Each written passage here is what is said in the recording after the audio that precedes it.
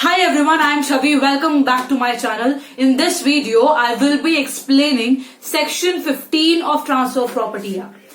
पिछली वाली वीडियोस में हमने जो है सेक्शन 14 तक जो है transfer of property act cover कर लिया है. इस वीडियो में मैं आपको बताऊंगी सेक्शन 15 क्या कहता है. देखो section 15, section 13, section 14, section 15, section 16 ये थोड़े जो है मिलते जो मतलब कि कनेक्टेड सेक्शंस हैं. जैसे सेक्शन 13 जो है अनबॉर्न पर्सन के बारे में बात करता है. Further section 14 is just a continuation of section 13. Now when we look at section 15 is nothing but it only talks about section 13 and 14. You'll see how. So देखो सेक्शन 15 का जो टाइटल है उसी में ही जो है सेक्शन 13 और 14 जो है इंक्लूडेड है. तो आप समझ गए होंगे कैसे जो है ये इंटरकनेक्टेड है. So let's begin what section 15 says. So section 15 देखो मैं अभी बेयर एक्ट का जो है पूरी जो भी वर्डिंग्स लिखी हुई है बेयर एक्ट में मैं वो पहले आपको बताऊंगी ताकि आपको पता लगे कि एक्चुअल में लॉ क्या कहता है और हमने कैसे इंटरप्रेट किया. जैसे लाइक आई सेड मैंने आपको पहले भी काफी बार बताया है कि please try to interpret yourself what the law is trying to say. So बाद में आप जो है जंप करो किस पर, बुक्स पर. 15 की जो वर्डिंग्स है वो ये है कि if on transfer of property and interest therein is created for the benefit of a class of persons with regard to some of whom such interest fails by reason of any of the rules contained in section 13 and 14, such interest fails in regard to those persons only and not in regards to whole of the class. देखो और यहाँ पर देखो 1 नीचे लिखा है amendment जो है 1929 की उसके बारे में जो है इस सेक्शन में बात करी गई है. सो ये सेक्शन 15 बेसिकली ये कहना चाहता है कि अगर एक ट्रांसफरर एक पर्सन जो है प्रॉपर्टी ट्रांसफर कर रहा है और वो किसको ट्रांसफर कर रहा है, एक क्लास ऑफ पर्संस को ट्रांसफर कर रहा है, किसी एक पर्सन को ट्रांसफर नहीं कर रहा बल्कि वो किसी सर्टेन क्लास ऑफ पर्संस को जो है प्रॉपर्टी ट्रांसफर कर रहा है. और उन सर्कमस्टांसेस इस सिचुएशन में कुछ पर्संस के फेवर में तो वो जो ट्रांसफर है वो वैलिड है और कुछ पर्संस के फेवर में जो ट्रांसफर है इनवैलिड है. और वो ट्रांसफर इनवैलिड क्यों है उसका रीजन ये है कि भाई वो ट्रांसफर जो है सेक्शन 13 और सेक्शन 14 के प्रोविजंस को जो है अफेक्ट करता है या फिर अगेंस्ट है उस प्रोविजन के या फिर इन्फ्रिंज करता है उन प्रोविजंस को. तो उस सर्कमस्टांसेस में अगर मैं आपसे क्वेश्चन पूछूं कि इस सर्कमस्टांस में क्या वो पूरा का पूरा होल क्लास ऑफ पर्संस के फेवर में जो ट्रांसफर है क्या वो पूरा का पूरा वॉइड होगा या फिर जिन पर्संस के फेवर में वो इनवैलिड है सिर्फ उन्हीं के फेवर में जो है वो ट्रांसफर वॉइड माना जाएगा और बाकी के लिए जो है ट्रांसफर सबसिस्ट करेगा, वैलिड रहेगा, परफेक्टली वैलिड रहेगा. What would be your answer? So the answer to this question is, देखो ये आंसर जो है ना हम कैसे समझेंगे? Why? Because over the period of time इस क्वेश्चन का आंसर जो है वो खुद चेंज हुआ है.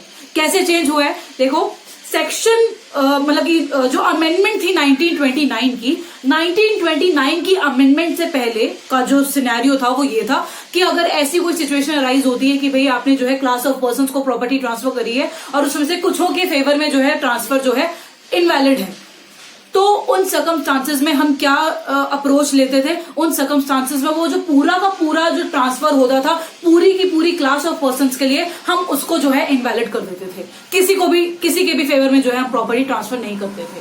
पहले की सिचुएशन ये थी. कौन से पहले की? 1929 की अमेंडमेंट से पहले की सिचुएशन. लेकिन अब क्या सिचुएशन है?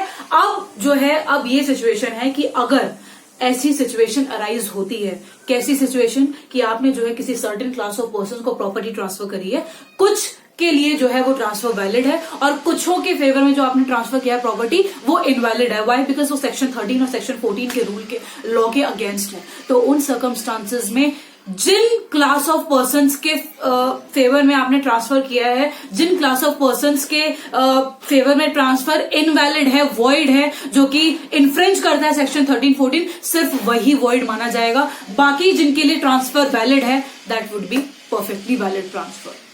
सो यही जो है ये सेक्शन 15 यही ये सेक्शन 15 कहता है कि अगर आपने किसी सर्टेन क्लास ऑफ पर्सन को अगर प्रॉपर्टी ट्रांसफर करी है तो जिनके फेवर में वो परफेक्टली वैलिड ट्रांसफर है उनके लिए वैलिड माना जाएगा और जिनके फेवर में जो है जो ट्रांसफर जो है वो इनवैलिड है तो वो जो है वॉइड माना जाएगा.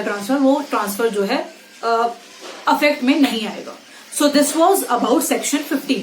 सेक्शन के कमेंट सेक्शन में जब आप पढ़ोगे ना तो एक केस इसी में लिखा हुआ है, दैट इज राज बजरंग बहादुर सिंह का केस है। इसमें खुद लिखा हुआ है कि it has been held by the supreme court that although no interest could be created in favour of unborn person, but मतलब ये सेक्शन, इस केस में जो है ये प्रिंसिपल लेट डाउन किया गया था कि चलो ठीक है कि अगर वो कुछ अनबॉर्न पर्सन है जिनके फेवर में जो है ट्रांसफर किया गया है उनके लिए इनवैलिड है, तो आगे क्या गया था, it was valid with regards to the former and invalid as to the latter. मतलब कि भाई आप जिन पर्सन्स के फेवर में जो है आप ट्रांसफर कर रहे हो, प्रॉपर्टी ट्रांसफर कर रहे हो, तो जिनके लिए वो वैलिड है उनके लिए वो वैलिड माना जाएगा, और जिनके फेवर में जो है इनवैलिड है उनके लिए जो है वो ट्रांसफर नहीं होगा। ठीक है, इसी में इस केस में यही था कि जो अनबॉर्न पर्सन के फेवर में, मतलब कि जो पर्सन एग्जिस्टेंस में है उनके लिए जो है वो ट्रांसफर परफेक्टली वैलिड है, वो गिफ्ट परफेक्टली वैलिड है, जो इस केस में गिफ्ट की बात की गई थी। और जो अनबॉर्न पर्सन है which are who are not in existence,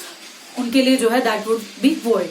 सो ये था सेक्शन 15 का कॉन्सेप्ट कि सेक्शन 15 में ये था जो कि 1929 की अमेंडमेंट के बाद जो है थोड़ी सी मॉडिफिकेशन हुई थी उस सेक्शन में।